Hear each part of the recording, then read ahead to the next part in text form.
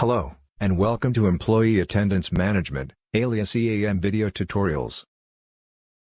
This tutorial describes how to create and edit an employee in the EAM service.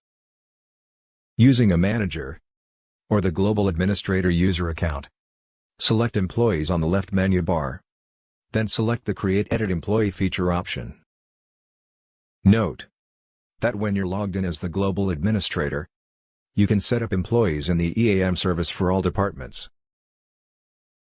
When logged in as a manager, you can set up employees only for your department.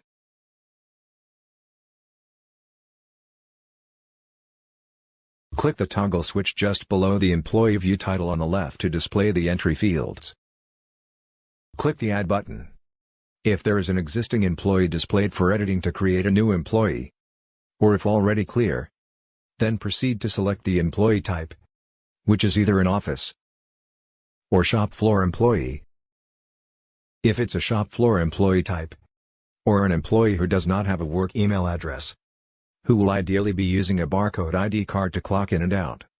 At a barcode scanner central area, a non-email user ID will automatically be generated for the employee. When the employee type is an office employee, then enter the employee's work email in the user ID field.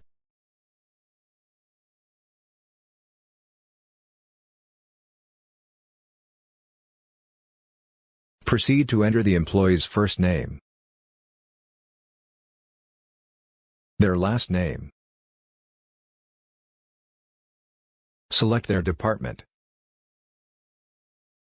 and then the shift for the department. Select their status, which would be active for a new employee. Then enter their position title.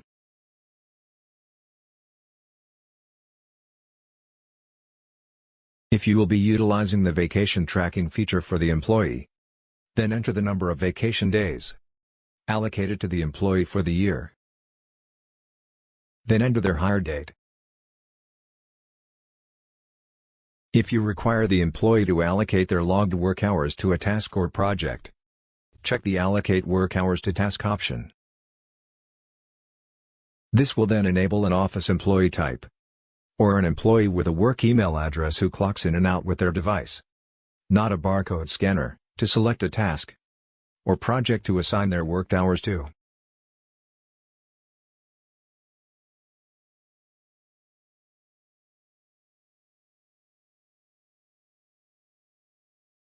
Proceed to click the Save button, which will then present the newly created employee as a card view detailing their title and department. In order for the employee to access the EAM service, they will need to set their password once a notification has been sent to their email address, which is their user ID. Note: this is only applicable to employees with a work email address, and not a shop floor employee.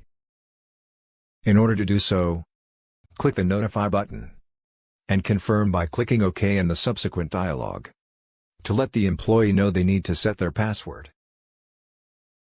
Once they set their password, they log in with their email user ID that was set in the employee view, and their password. You cannot delete an employee once they have associated logs such as time logs, vacation requests, etc. If an employee is no longer with your organization, simply select an option in the status field that is not active, which will then prevent the employee access to the EAM app service. The Notes field is where you can also provide additional information about the employee. You can toggle the card view to a list view if you prefer by checking the box Toggle List View, which you can also search if you have many employees in your organization.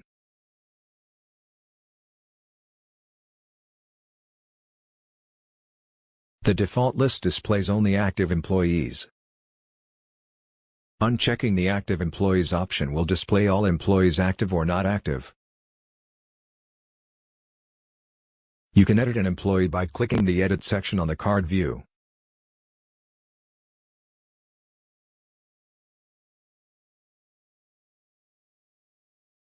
Or the line on the list view.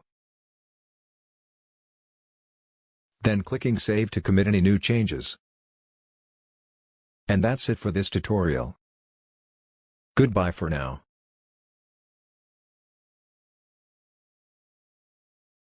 As per an update, an employee ID field has been added to the employee view. This field is optional and will be in time logs and exports for payroll. And that's it for this tutorial.